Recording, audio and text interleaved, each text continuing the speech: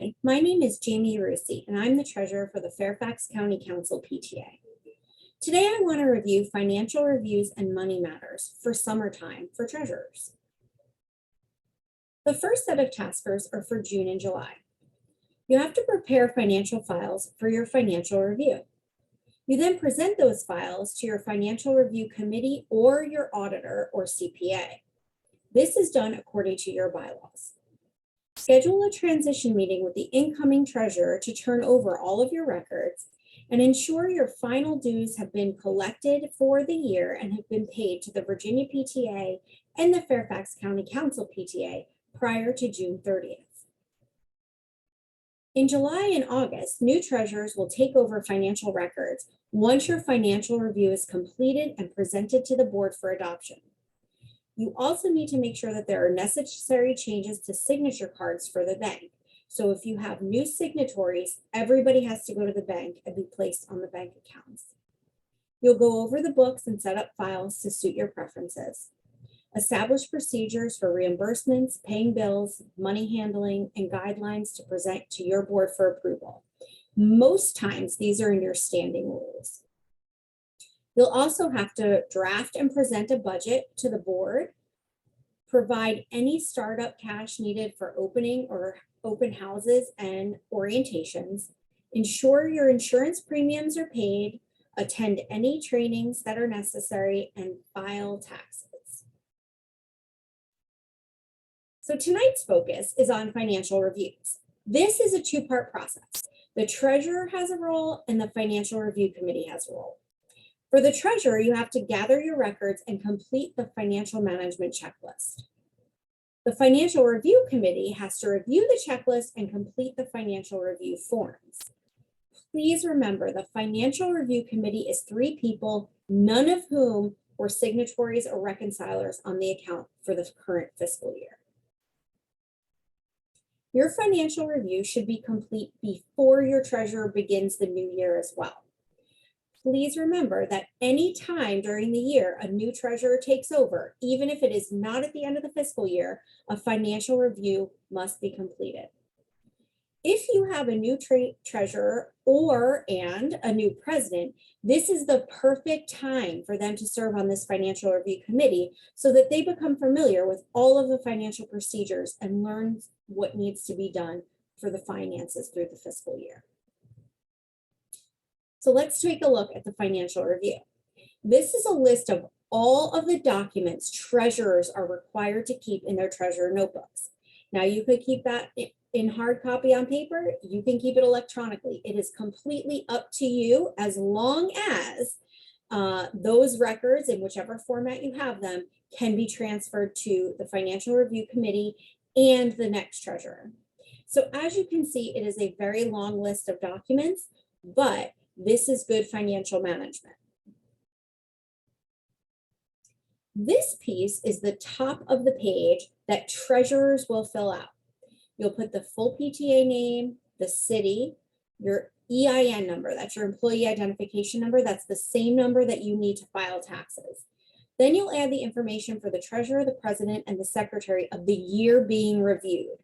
Then you sign it and you date the records, and you date it the day that the records are being transferred. Here's what the committee is looking for. It's the same list that I just showed you, right? They want a copy of the last financial review. Any interim financial reviews should also be given if you have them. A transaction register with a running balance to make sure that you have the checkbook and any unused checks. All bank statements. This includes both your checking and your savings if you have them. If you have a PayPal account or anything like that, that should also be part of the record. All deposit receipts, any cash counting forms, check request forms, anything where you gave money to someone out of the PTA coffers, all right? You'll also want to make sure that you have copies of your annual financial report from the treasurer, your monthly reports, any meeting minutes that have been taken during the year. Make sure that you have a copy of that approved budget. And if there were any other votes or amendments, make sure those are there as well.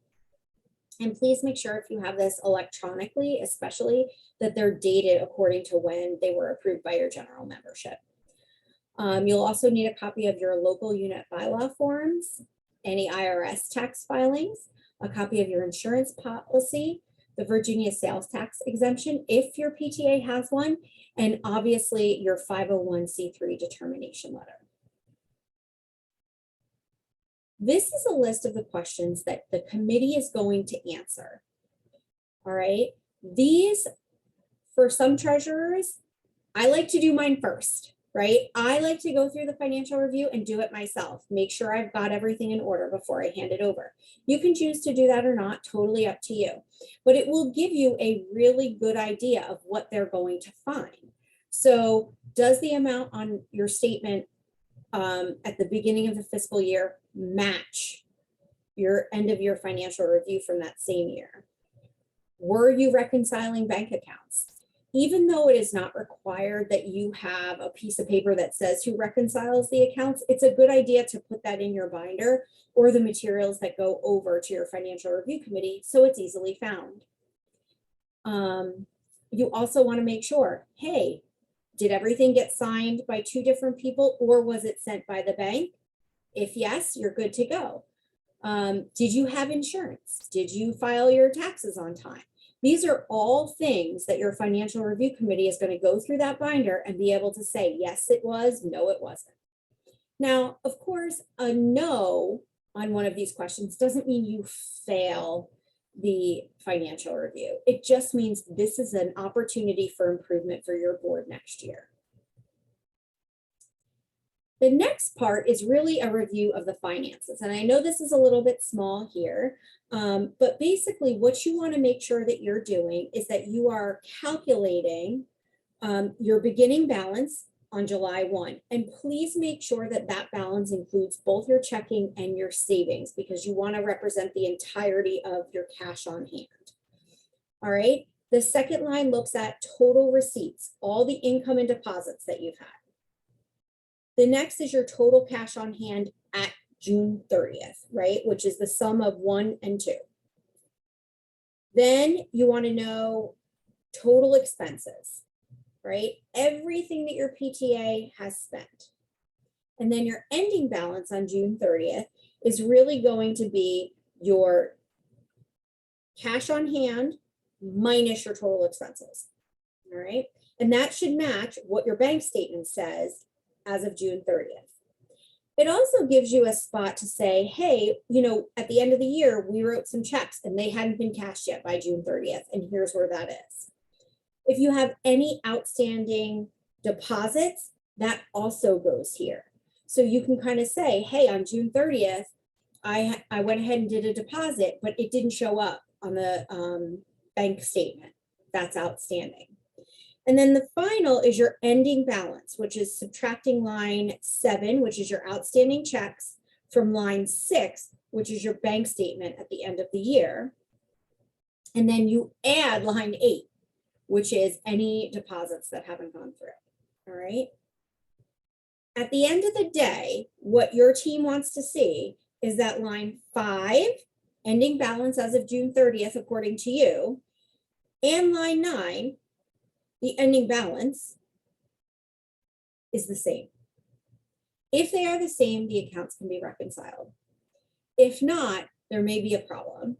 And not like problem with a big P, right? But somebody's math may be off somewhere. So it's really good, okay?